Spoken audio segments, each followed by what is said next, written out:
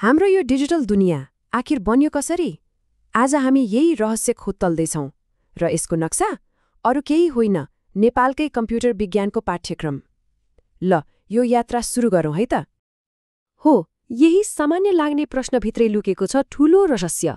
हामी डेटाको सबैभन्दा सानो टुक्राबाट सुरु गरेर पूरै विश्वलाई जोड्ने विशाल इन्टरनेटसम्मको यात्रा गर्नेछौँ। तयार हो त?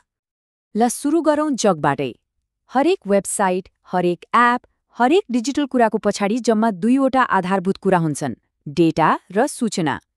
हेर्दा उस्तै उस्तै लागे पनि यिनीहरूमा आकाश जमिनको फरक छ।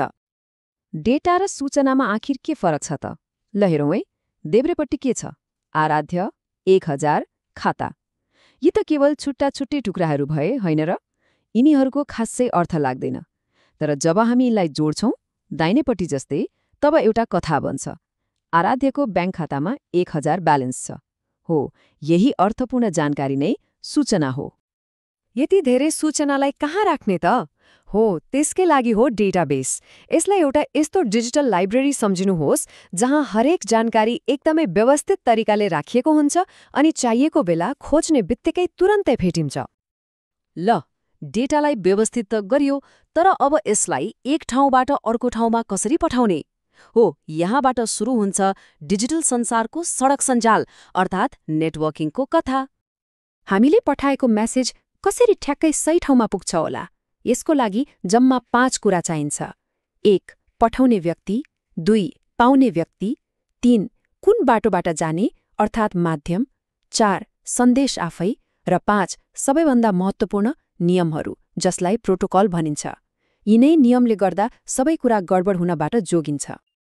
अब यो डेटा आउजाउ गर्ने तरिका पनि रोचक छ है। एउटा हुन्छ वाकी-टकी जस्तो, जहाँ एकजना बोलेपछि मात्र अर्कोले बोल्न मिल्छ, त्यसलाई भनिन्छ हाफ डुप्लेक्स।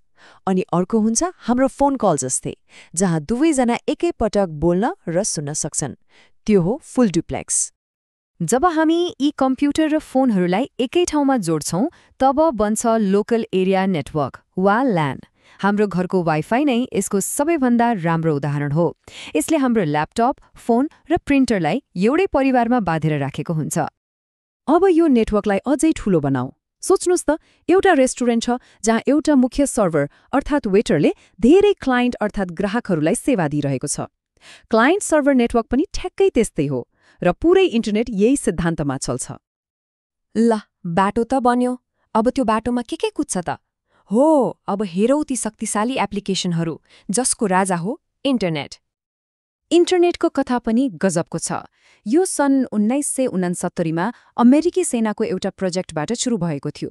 तर सन् 1989मा जब टिम बर्नर्स-लीले वर्ल्ड वाइड वेब बनाए, तब यो सबैको पहुँचमा आयो।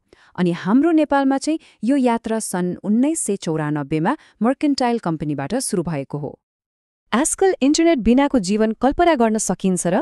जानकारी खोज्नेदेखि इमेल पठाउनेसम्म, घरमै बसेर ब्याङ्क चलाउनेदेखि संसारभरिका साथीहरूसँग कुरा गर्नेसम्म, साँच्चै इन्टरनेटले हाम्रो जीवन जिउने तरिका नै बदलिदिएको छ। यिनीमध्ये एउटा ठूलो क्रान्ति हो ई-कमर्स। यसले त पुरै पसललाई हाम्रो खल्तीमा ल्याइदिएको छ।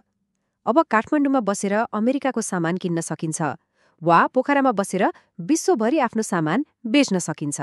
साँच्चै सबै सीमाहरू मेटिएका छन्। नेपालमा पनि त अनलाइन किनमेलको चलन ह्वात्तै बढेको छ। सामान घरमै आएपछि पैसा तिर्ने सुविधादेखि लिएर ई-सेवा र खल्ती जस्ता वालेटले भुक्तानीलाई कति सजिलो बनाइदिएको छ, होइन त? हामीले यो अद्भुत डिजिटल संसार त बनायौँ, तर हरेक शक्तिसँगै जिम्मेवारी पनि आउँछ। अब कुरा गरौँ यसका केही नियमहरू र यसभित्र लुकेका खतराहरूको बारेमा। हामीले अनलाइन जे गर्छौँ, चाहे त्यो लाइक होस्, कमेन्ट होस् वा केही सर्च गरेको होस्, त्यसले एउटा डिजिटल पदचिह्न छोड्छ। यो त कहिल्यै नमेटिने रेकर्ड जस्तै हो। त्यसैले इन्टरनेटमा हिँड्दा सधैँ होशियार हुनुपर्छ। इन्टरनेटमा खतराहरू पनि धेरै छन्। जस्तै फिशिङ आक्रमणले मानिसहरूलाई झुक्क्याएर उनीहरूको पासवर्ड जस्ता गोप्य जानकारी चोर्छ। त्यस्तै बटनेटले त कम्प्युटरहरूलाई थाहै नदिई आफ्नो नियन्त्रणमा लिएर अरूमाथि आक्रमण गर्न प्रयोग गर्छ। आफ्नो डिजिटल घरको तालचा बलियो बनाउने पहिलो कदम हो एउटा बलियो पासवर्ड। के गर्ने त? ल सुनौ है। अक्षर, अङ्क र प्रतीकहरू सब मिसाउने, हरेक वेबसाइटको लागि फरक फरक पासवर्ड प्रयोग गर्ने अनि जन्मदिन वा नाम जस्ता सजिलै अनुमान गर्न सकिने कुरा त कहिल्यै नराख्ने। ल, हामीले जग त बुझ्यौं। अब हेरौं यही जगमाथि भविष्यका कस्ता कस्ता अद्भुत महलहरू बन्दैछन्। आर्टिफिशियल इन्टेलिजेन्स वा शर्टकरीमा AI, यो भनेको कम्प्युटरलाई मानिसको जस्तै सोच्ने र सिक्ने क्षमता दिनु हो। हामीले फोनमा बोल्ने सिरीदेखि लिएर आफै चल्ने कारसम्म AIले हाम्रो संसारलाई चुपचाप बदल्दैछ।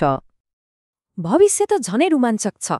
एकातिर भर्चुअल रियालिटी अर्थात् VRले हामीलाई पूरै नयाँ काल्पनिक संसारमा पुर्याइदिन्छ, अर्कोतिर इन्टरनेट अफ थिङ्ग्स अर्थात् IoTले हाम्रो घरको फ्रिजदेखि बत्तीसम्म सबैलाई इन्टरनेटमा जोडेर स्मार्ट बनाइरहेको छ। हेर्नुहोस् त, डेटाको एउटा सानो कणबाट सुरु गरेर हामीले कस्तो विशाल डिजिटल ब्रह्माण्ड बनायौं। तर यो त सुरुवात मात्र हो। अब मुख्य प्रश्न यो छ, यो जगमाथि हामी अर्को के बनाउँछौं? भविष्यको निर्माण हामी जस्तै सृजनाकर्ताहरूको हातमा छ। अब के बन्ला त?